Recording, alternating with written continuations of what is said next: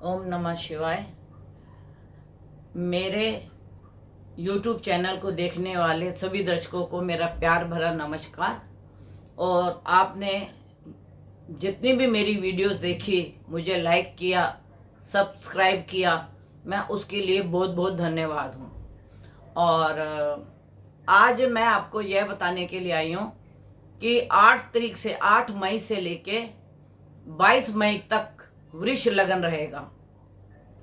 और वृष लगन से जो राहु है वह दूसरे स्थान पे होगा।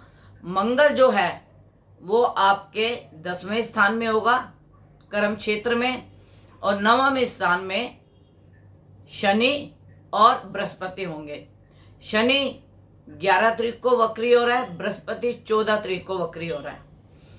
तो बृहस्पति के वक्री होने का तो लाभ होगा क्योंकि सौम्य ग्रह है, और यह मतलब बीमारी में भी और बाकी भी जिस की कुंडली में जैसा बैठा है उसके लिए वह अच्छा फल देगा। और जिनका जन्म का बृहस्पति वक्री है उनको तो वह अच्छा फल देगा, लेकिन उनकी कुंडली में कहाँ बैठा है, जिस जगह पे उनकी कुंडली में बैठा है उस हिसाब से उनको फल देगा। और शनि की जो क्या कहते हैं वक्री होने की चाल है, यह थोड़ी नुकसानदायक है।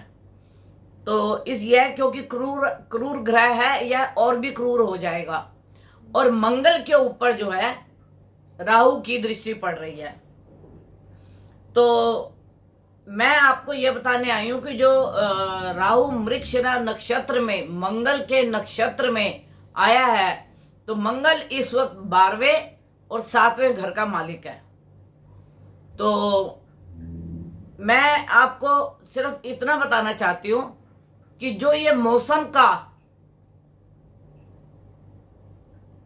चल रहा है, मौसम का उतार चढ़ाव, यह काफी आंधी, तूफान, बारिश और बाढ़ और कई कई जगह पे भूकंप लाएगा।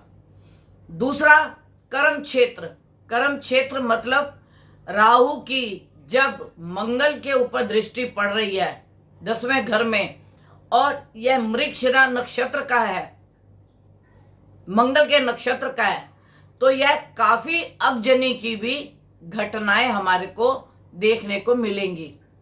कर्म क्षेत्र में जैसे किसी की फैक्ट्री हो गई, किसी की दुकान हो गई, ऐसी कई घटनाएं, चलती गाड़ी हो गई, और मतलब ऐसी कई घटनाएं मैं आपको मतलब जो आपको देखने को मिलेंगी। और जब यह घटनाएं सत्य होती हैं तो जितने भी मेरे व्यूवर्स हैं मुझे फोन करके उस वक्त में बताते हैं कि गुरुमा आपकी यह प्रेडिक्शन सही हो गई। लेकिन मैं आपको आज भी बता रही हूं, हम प्रेडिक्शन करने वाले कोई नहीं होते, क्योंकि यह ग्रह कई जगह पे, मतलब जितने भी जिसकी कुंडली में ग्रह बैठे होंगे, जहां जहां बैठे होंगे उसको वैसा वैसा फल देंगे। जिसकी दशा भी चल रही होगी, अंतर प्रत्यंतर चल रहा होगा, उस दशा के अंदर उसको वो जो ग्रह परिवर्तन होते हैं, यहाँ जो 27 नक्षत्रों में ग्रह जाते हैं उसका भी फल देते हैं। कि अगर जैसे अब राहु जो है मृगशिरा नक्षत्र में आ रहा है, तो यह मंगल का भी योग फल देगा, अगजनी का, और उसके ऊपर दृष्टि भी डाल रहा है ये। तो जो हमारे 27 नक्षत्र है और 9 ग्रह हैं, यह भी नक्षत्र बदलते रहते हैं। और 20 मई को राहु मृगशिरा नक्षत्र में आ रहा है और बुध भी मृगशिरा नक्षत्र में आ रहा है।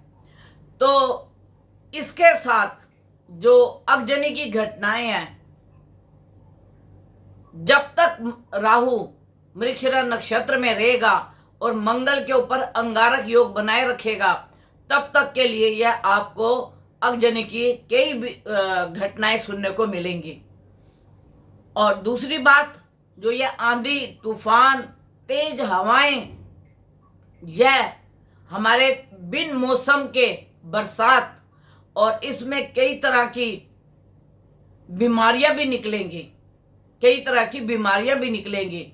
पिछले वर्ष आपने बिहार में देखा था, बारिश से मतलब बाढ़ आने से वहां पे चमकिया बुखार आ गया था, सिर्फ बिहार में क्यों आया था, बाकी जगह क्यों नहीं आया था? तो यह जो ग्रहों की दशा भी जो दिशा भी होती है वह भी बहुत काम करती है कि यह ग्रह किस दिशा में देख रहा है और किस दिशा का यह मालिक है। तो मैं आज आपको सिर्फ यह बताने के लिए आई हूं कि जो मेरा YouTube चैनल है उसके ऊपर आप उसको लाइक और सब्सक्राइब कीजिए, लेकिन आपको अगर कोई घटना ऐसे मालूम होती है कि गुरु माँ ने बोली थी YouTube पे और वो घटना सत्य हो गई, तो उसको उसमें गुरु माँ का श्रेय नहीं होता। एक तो ग्रह नक्षत्र अपना काम करते हैं, दूसरा जब भी कोई व्यक्ति या आचार्य या गुरु माँ या कोई भी आपको प्रिडिक्शन करता है, यह कोई अदृश्य शक्तियां करती हैं प्रिडिक्शन, क्योंकि ग्रह तो सबके लिए एक से आ रहे हैं, लेकिन जब हमारे को इनका पता लगता है तो क्योंकि अदृश्य शक्तियों को भी कोई शरीर चाहिए होता है अपनी भविष्यवाणी को प्रकट करने के लिए, तो वो जीवा पे आती हैं और वो बात हम लोग बोल देते हैं। और गणपति का भी बहुत बड़ा आशीर्वाद है, शिव जी का भी बहुत बड़ा आशीर्वाद है, और हमारे गुरुजन का जिन्होंने हमें इस चीज का ज्ञान दिया या जिन्होंने हमें यह विद्या सिखाई, मैं उनका भी बहुत बहुत धन्यवाद करती हूँ। लेकिन जो ये ग्रह परिवर्तन हो रहे हैं और जिनके नक्षत्र बदल रहे हैं उनका भी प्रभाव पड़ता है और डिग्रियों का भी प्रभाव पड़ता है कि अगर आपके जन्म के समय में 18 डिग्री का ग्रह है, जिस समय वो ग्रह आपकी कुंडली में जिस वक्त वो 18 डिग्री का होगा उस वक्त वो आपको फल देगा। हमें कुंडली देखने से ये पता लग जाता है कि आपकी सरकारी नौकरी लगेगी या नहीं लगेगी, आपको सरकार से लाभ होगा या नहीं होगा, दूसरा आपकी प्रमोशन में कोई रुकावट आ रही है, या आपकी शादी क्यों लेट हो रही है, या आपके घर बेचने में या खरीदने में क्यों प्रॉब्लम आ रही है, या आपको प्रॉपर्टी में क्यों नुकसान होता है, या व्हीकल खरीदने में या बेचने में जो लोग प्रॉपर्टी का या मतलब डीलरशिप का काम करते हैं उनको इस चीज का क्यों नुकसान होता है, या किसी के परिवार में पति पत्नी में क्यों नहीं बनती, या बच्चों का सुख क्यों नहीं होता, यह सारा कुछ कुंडली में होता है। और यह कुंडली देखने वाला अगर आपकी सही से कुंडली देख सकता है नक्षत्रों के हिसाब से, डिग्री के हिसाब से, तो वो आपको दिन और महीने के हिसाब से प्रेडिक्शन कर सकता है। अगर आपका समय एक्यूरेट हो तो, अगर कईयों के पास समय एक्यूरेट नहीं होता तो उनकी जन्म डेट से अंक विद्या से भी हम बता देते हैं। अंक विद्या का भी ज्ञान होता है, अंक विद्या के भी अपने अपने ग्रह होते हैं जिसके हिसाब से प्रेडिक्शन की जाती है, और कुछ चेहरों से प्रेडिक्शन की जाती है कि इसका चेहरा किससे मिलता है। मैंने यह प्रेडिक्शन पहले भी अपने YouTube चैनल पे की है, अखिलेश जी की, अमित जी की, मोदी जी की, कि इनके चेहरे किन से मिलते हैं और इनका कैसा स्वभाव है और इनका भविष्य में कैसा आगे का उज्जवल समय है। यह सारे चेहरों से भी पता लग जाता है, अंक विद्या से भी पता लग जाता है और जन्म कुंडली से भी पता लग जाता है। यह जन्म कुंडली, अंक विद्या, यह चेहरों का जो हम अवलोकन करते हैं यह हमारे शास्त्रों में लिखा हुआ आया हुआ है। हमने नहीं किया खुद अपने आप से, हमने शास्त्र पढ़े और शास्त्र पढ़ के हमने उसका अवलोकन करके फिर उसके बाद जब तक हमने उसका खुद अनुभव नहीं किया 100 कुंडलियों से या 50 लोगों से या 1000 लोगों से, जब तक हमने उसका अवलोकन नहीं किया तब तक हमने उसकी प्रेडिक्शन नहीं की। और जितने भी मेरे दर्शक देखने वाले हैं मैं उन सबको हाथ जोड़ के यही विनती करूंगी, अगर कोई प्रेडिक्शन सही निकलती है तो आप ये सोचिए कि कोई दैविक शक्ति है, गणपति महाराज है, शिव जी है, हमारे गुरुजन है, उनकी वजह से यह प्रेडिक्शन सही होती है। लेकिन मनुष्य की एक ही तरह की, एक ही घर में दो बच्चे पैदा होते हैं इकट्ठे, ट्विंस, कईयों के 3 बच्चे पैदा होते हैं, लेकिन उनका भविष्य, उनका भाग्य सबका अलग अलग होता है।